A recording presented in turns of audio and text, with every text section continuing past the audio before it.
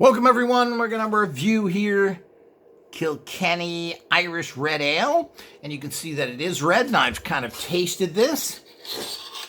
Had a little film problem, so I'm kind of redoing this. See if I can get the cap there.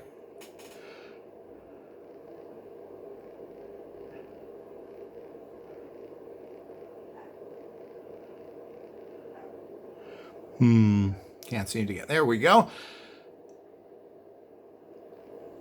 And this is made in Ireland since 1710.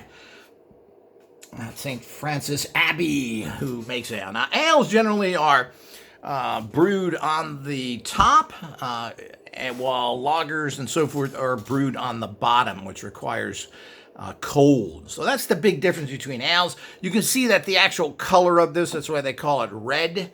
And of course, this means that it's a much less bitter beer or ale. Ales tend to be sweeter and better, and this is pretty good. It still has a slight bite to it, which I'd like to get rid of. It's not as, still a little bitter.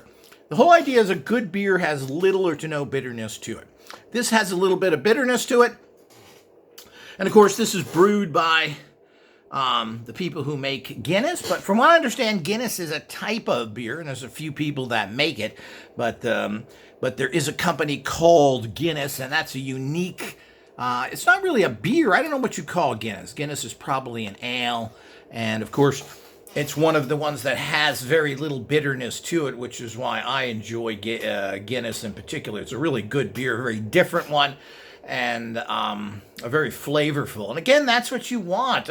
A bitter beer generally also means there's very little taste to it. It's just bitter, and that's all you're tasting. And this seems to be a problem with some brewers that have been doing this for a long, long time, making these very bitter lagers. Pilsners are the best because you're getting a lot more hoppy flavor to it.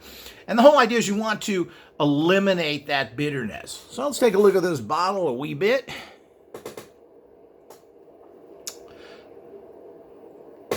You can see how these things go way back. Here's the ingredients.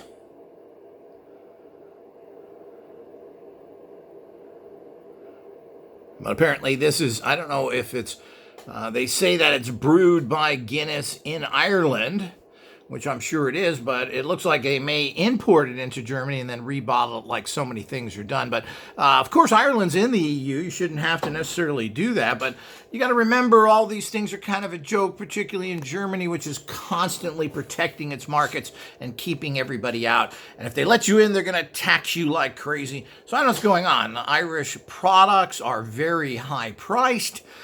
So are Greek products and even other, which are all EU countries.